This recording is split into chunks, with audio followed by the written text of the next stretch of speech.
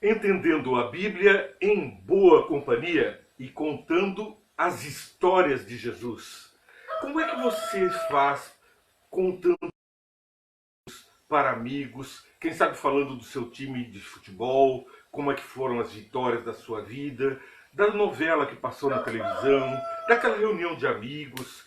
Como você se comunica, como você congrega com os seus timões, com as suas afinidades, com os seus desejos de transmitir? O que é que te empolga a transmitir a outros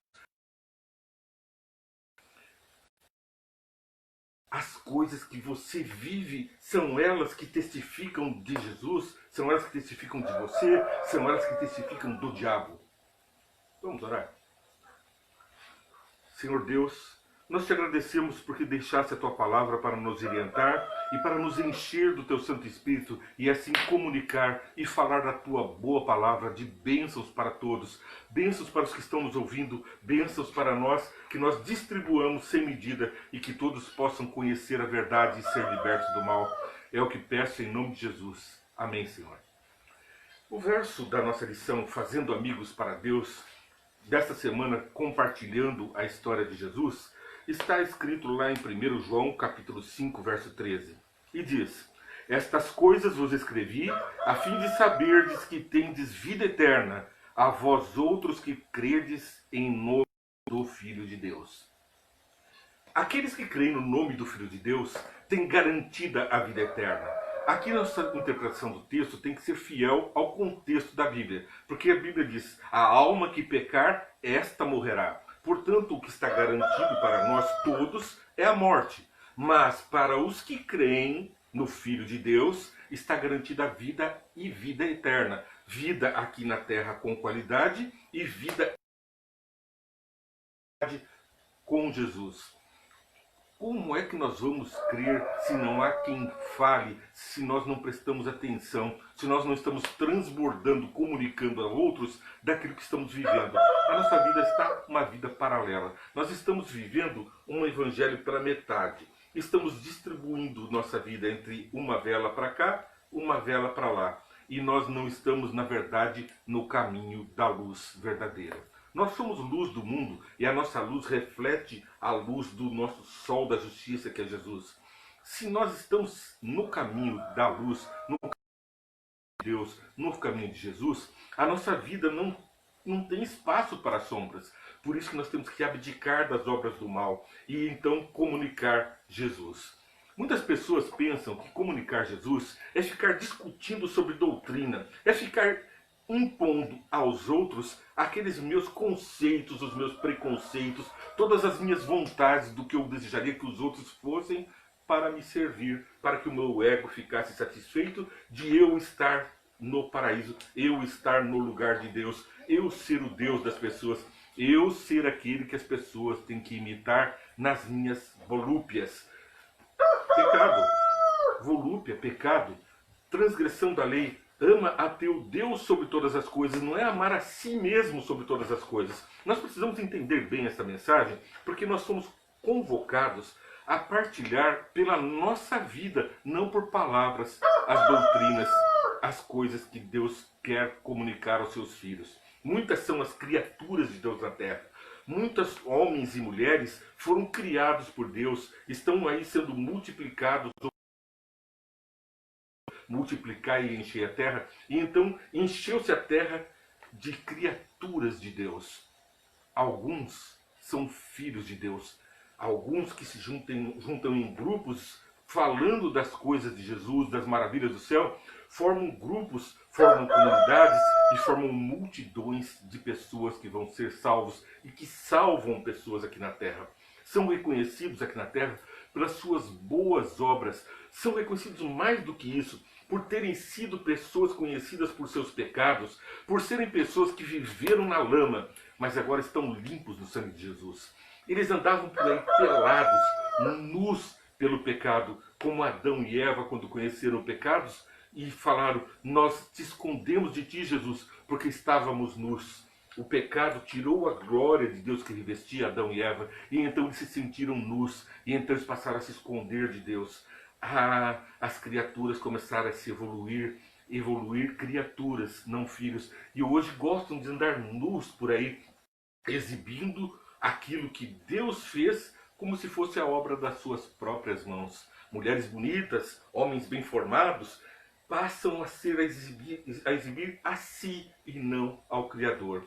Pessoas ricas, pessoas opulentas, passam a exibir as bênçãos que Deus deu a todas as criaturas e que eles acumularam de uma forma egoística. Ai dos que acumulam em celeiro e juntaram para si tesouros na terra, onde o ouro enferruja, e não juntaram tesouros no céu, distribuindo as bênçãos de Deus nessa terra. Ai dos ricos, porque chegou até os ouvidos de Deus, diz a Bíblia, o clamor dos pobres, e eles que com toda a ganância usurparam do direito que Deus deu, da abundância que Deus deu de alimento, de ar, de água, de vida, e roubando, explorando o trabalho dos outros.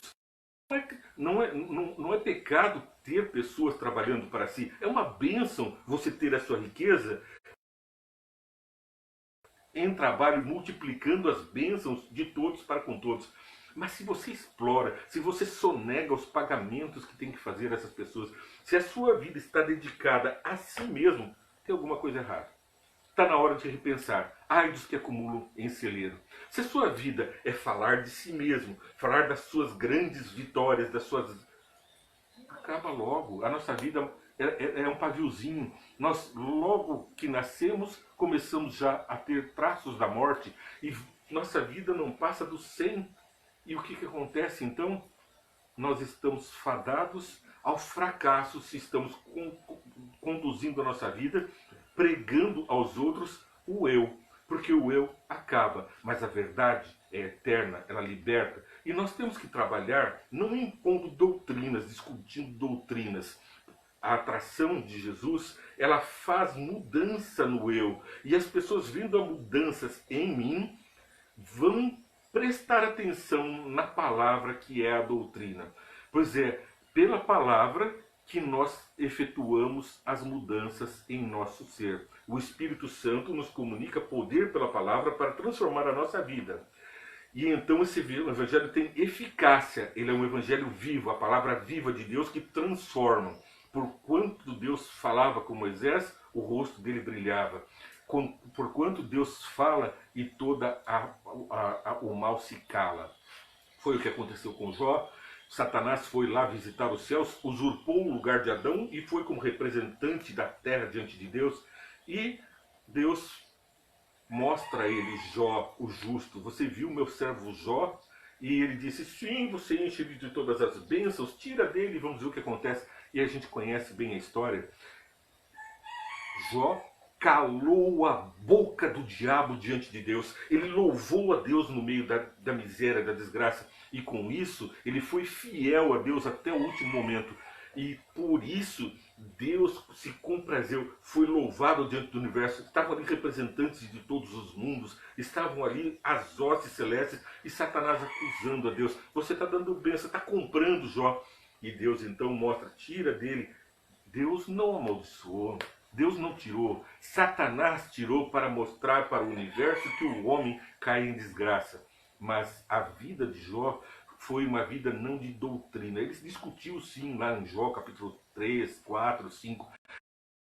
A doutrina, ele criou uma doutrina de louvar a Deus na aflição. Mas a sua vida, a própria mulher falava, amaldiçoe. Existe. Você está passando por tudo isso, continua louvando a Deus. Cala a boca do diabo. Você tem que fazer com que ele não tenha expressão alguma diante do universo. A tua vida para as criaturas de Deus, para os filhos de Deus que estão perdidos entre as criaturas que não conhecem a palavra de Deus, a tua palavra tem que ser a tua vida. Não adianta falar se o coração não está cheio. A boca fala do que o coração está cheio. Você está trazendo doutrinas.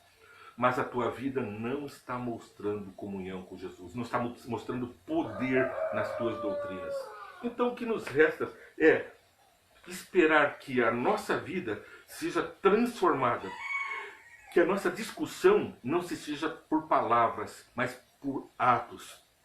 E que as dúvidas sejam disseminadas espancadas pelas escrituras, pela palavra, pela história de Jesus. A história de Jesus foi muito mais de ação, ação missionária, ação de cura, ação de oração, ação de intercessão, do que por qualquer forma de pregação de doutrina. Ele não deixou de falar das doutrinas, ele falou toda a doutrina, mas a sua vida atraía as pessoas e expulsava os doutrinadores, fariseus e saduceus, aqueles que queriam impor a sua ideologia. Quando se punham diante de Jesus, diante da palavra, diante da verdade que está pela vida, pelo sangue, pelos cravos nas mãos, pela coroa de espinhos, pela doação de si mesmo, pela capacidade de comunicar Deus aos homens, cheio do Espírito Santo, Jesus multiplicava a ação de Deus na terra, mostrando a todos as boas obras de Deus, o amor de Deus. E então as pessoas se assentavam, recebiam a doutrina, recebiam a palavra, não com discussão, porque aqueles que queriam discutir, os fariseus, os saduceus, esses eles chamavam de raça de víbora, eles iam saindo de fininho para planejar crucificar Jesus, planejar apedrejar Jesus, que tentaram várias vezes, tentaram o homicídio de Jesus, até que conseguiram salvar a todos nós pela morte de Jesus. Eles não sabiam, eles estavam sendo um instrumento de Deus, pelo diabo, assim como na vida de Jó, Deus permitindo o sacrifício do seu próprio filho, através dos atos de Satanás, que gritava junto da multidão, crucifica-o, porque não estava ali só sacerdotes, tinha ali pessoas que nem sabiam de quem se tratava, mas estavam gritando crucifica-o. Tinha pessoas que queriam que Jesus fosse crucificado, porque a presença de um santo no meio espinhos nas suas mãos, na sua cabeça, e então eles precisavam de uma forma ou de outra se livrar desse tormento que é a vida de um santo, a luz do mundo que espanca as trevas, o sal da terra que dá sabor. A sua vida está mudando a vida das pessoas, você está carregando os espinhos. Veja que toda a Bíblia repete nas mãos e na testa. Daniel, Apocalipse, as pessoas receberão um sinal na mão e na testa. Que sinal será esse? Esse sinal, sem dúvida, são as boas obras, o pensamento de estar com Deus, no caminho de Deus. Você vai receber o sinal que vai obedecer a Jesus e a Deus, porque quem me ama, disse Jesus, é mentiroso e nele não está a verdade. Então nós recebemos um sinal como Jesus recebeu, sinal nas mãos, na testa, a lança penetrou ao seu lado, e essas marcas ficam na nossa vida, porque nós também seremos crucificados nesse mundo, receberemos a lança, mas teremos cravos nas mãos da doação da nossa vida também pelo semelhante, os cravos na cabeça das coroas de espinhos e uma cruz que carregamos igual a de Jesus, sendo espancados pelos fariseus e saduceus que querem nos acusar da nossa vida passada.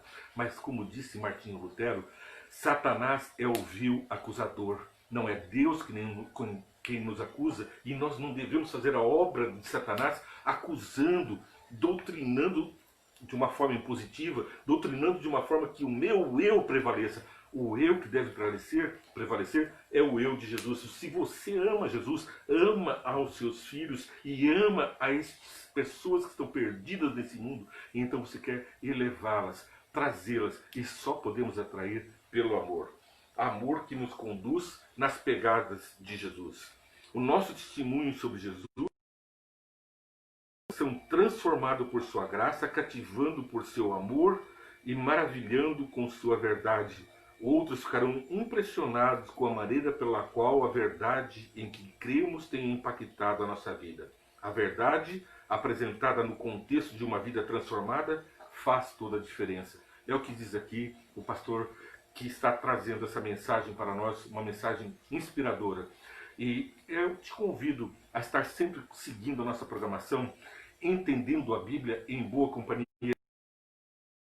Mas não perca também 5 minutos, vem e entende, que vai ao ar às 8 com o resumo dessa programação. Se você está saindo apressado com algum compromisso, assista os 5 minutos e depois, mais tarde, em boa companhia, entendendo a Bíblia em boa companhia. Curta, compartilhe, divida essas experiências com outras pessoas e vamos seguindo a palavra da verdade. Chegando ao final desse nosso programa, vamos ler Zacarias capítulo 4, verso 6. Esta é a palavra do Senhor para Zorobabel, não por força nem por violência, mas pelo meu Espírito, diz o Senhor dos Exércitos. O Senhor dos Exércitos, que é Deus, quer que nós vençamos a guerra pelo poder do Espírito Santo, pela graça de Jesus, com a vida de amor. Assim como Jesus venceu o mal com o bem, porque é assim que fomos orientados pela palavra de Deus. Jesus disse: vence, pois, o mal com o bem. Gálatas 5 nos dá dois grandes exemplos. Lá no verso 19, ele fala sobre as obras más. Ora, as obras da carne são manifestas imoralidade sexual, impureza, libertinagem, idolatria, feitiçaria, ódio, discórdia, ciúmes, ira, egoísmo, dissensões, facções, inveja, embriaguez, orgias e coisas semelhantes. Os seguidores do mal têm prazer nessas coisas, prazer em bisbilhotar a vida dos outros, porque é por isso que eles ficam gastando tanto tempo vendo a vida dos outros na telinha, vendo as novelas que ensinam as obras do mal, a mentira, a promiscuidade sexual, a perda de tempo nos passatempos. Então a telinha nos consome e nós temos um binóculo para contemplar as obras de Satanás. E ficamos maravilhados ao ver a tragédia que ele fez na vida de Jó e que está fazendo na vida de hoje. Moços, moças lindas têm a sua nudez declarada e exposta sem a glória. São apenas objetos de Satanás, brinquedos, gado do mal. Gado que os homens usam, compram essas imagens e vendem para você. Pagam baratinho para artistas exporem tudo aquilo que Deus preservou em pureza de outros. Outros que eu estou falando é você que assiste, você que dá espaço pela telinha. Mas se você contempla a Jesus, a palavra de Jesus, na minha vida, na vida de outras pessoas, Jesus está presente. As obras são outras que estão registradas no mesmo capítulo de Gálatas, versos 22 e 23. 22 e 23 vai nos dizer: mas o fruto do Espírito é o amor, alegria, paz, paciência, amabilidade, bondade, fidelidade, mansidão e domínio próprio. Contra essas coisas não há lei. Você tem domínio próprio vendo os programas do diabo? Ou quando nós vemos Jesus sendo espancado, que domínio próprio? Pai, perdoa-lhes porque não sabem o que fazem. Ao verem Estevão sendo apedrejado, Saulo segurava a capa dos que apedrejavam e as palavras que ele ouviu nunca mais saíram dos ouvidos de Saulo. Ele ouviu Estevão dizendo: Pai, perdoa-lhes porque não sabem o que fazem. Nós cristãos repetimos as palavras com os que nos agridem, e aqueles que querem impor falsas doutrinas. Pai, perdoa-lhes porque não sabem o que fazem. E Saulo caiu naquele dia que encontrou com Jesus. Saulo, Saulo, por que me persegues? E a vida de Saulo se transformou e Paulo pregou as multidões, alcançou o mundo e nos alcança hoje, porque ele passou a ser um grande pregador da vida de Jesus na prática, como acabamos de ler aqui. Você também é convidado a servir ao nosso Deus pela prática de atos iguais ao de Jesus. Tito 3, verso 9. Tito 3, verso 9. Evite, porém, controvérsias tolas e genealogias e discussões. Aqui é um contexto de pessoas que gastam tempo apenas para impor as suas próprias ideias. Mas nós somos chamados das trevas para a luz, para que a luz brilhe em nós e multidões sejam alcançadas. 5 minutos. Vem, entende e vai orar às 8. Compartilhe. E entenda então depois a Bíblia em boa companhia às 9 horas, com o programa que está agora ao ar, Entendendo a Bíblia em Boa Companhia. Um programa que visa alcançar o seu coração, o dos nossos amigos, e compartilhar em boa companhia as mensagens dos céus. Deus abençoe muito a você, a sua família, as suas experiências sejam ricas e a sua vida transformada e uma bênção para todos.